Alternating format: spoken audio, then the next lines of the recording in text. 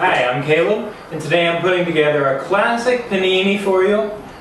Pretty simple ingredients, but it's gonna have a pretty powerful taste. Good, classic Italian flavors, easy to make in your Jefferson apartment, your off-campus apartment.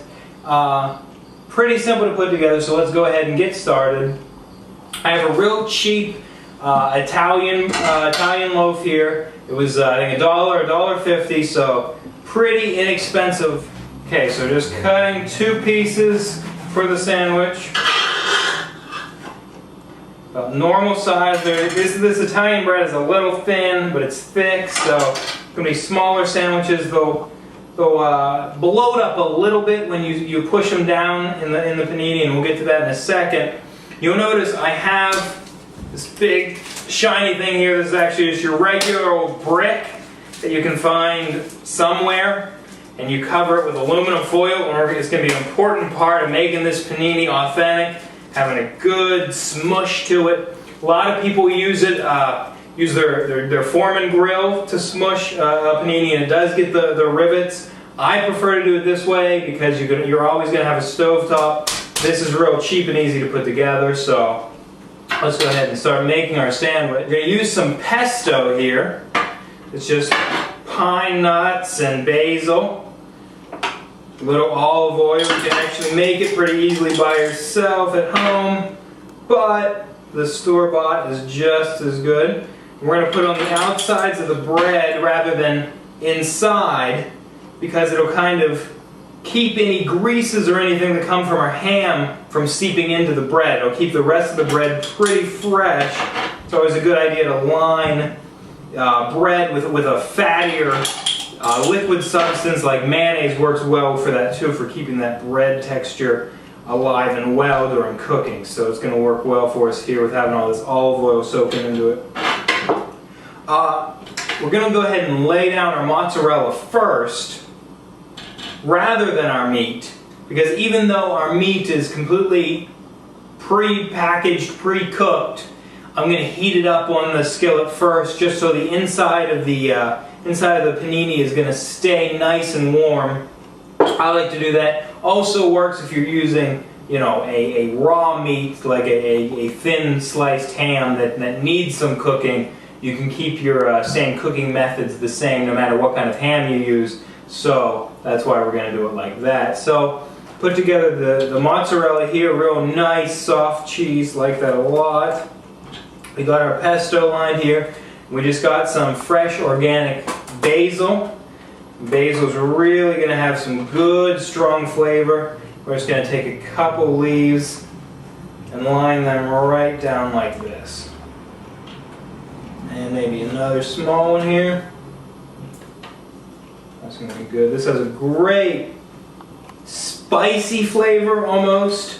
Not too peppery, but just a real good flavor that's definitely going to spice up the bite. So let's go ahead and kick it over to the skillet, turn it up to about a medium heat, add some olive oil, get that ham just warm that ham up, and then we're going to smush everything together, and it's going to make us a pretty delicious sandwich.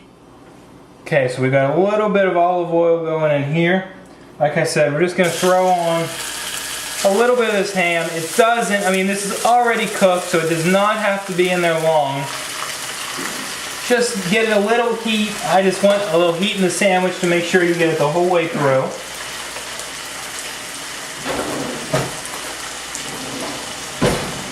With something to flip those over. Move our sandwich over. Okay, once we have some color on these, that's going to be fine. I'm going to push them to the side. And drop this guy right in the middle of there. Move our ham onto our sandwich.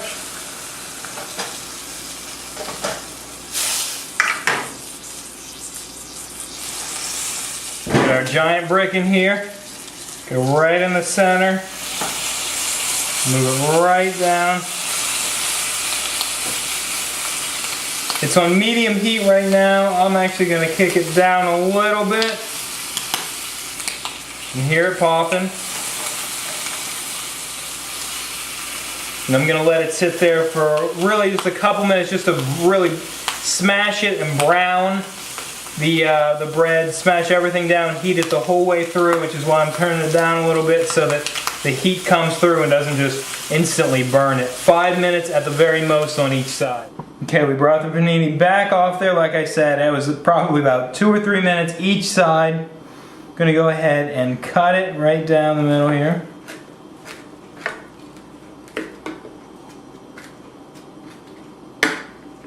You can see that beautiful basil in there, as well as the mozzarella, just everything coming together, smushed, like I said, flattened out, make a larger sandwich. Before we dig in, there's a really simple sauce you can make that really enhances everything for dipping this into, and let's go ahead and make that right now. Okay, we've already got the pesto for putting in there, but if you do a 50-50 mixture of this and a little bit of mayonnaise, you're going to really have a nice sauce to dip your panini into. So let's go ahead and get some of that in there. Like I said, pretty close to a 50-50 mixture. Your pesto in there. Get about the equal amount of mayonnaise in there. So we've got about equal parts in there. Maybe a little more mayo, that's fine though.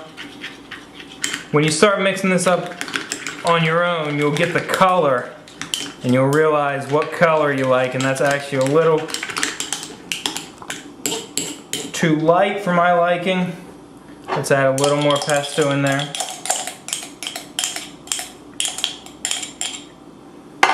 And really, if you make too much, it's no big deal because it has the same shelf life as the mayonnaise does. Just put it in a covered container and put it right back in your fridge. You can use it in a week or so if you're going to make another panini. It's going to taste about the same. That color is about great right there. All you have to do then is dip your panini right in. Get a little bit there. Very well rounded with the sharpness of the ham. Nice, easy mozzarella cheese, real soft and flavorful. I'd say that's a pretty good sandwich.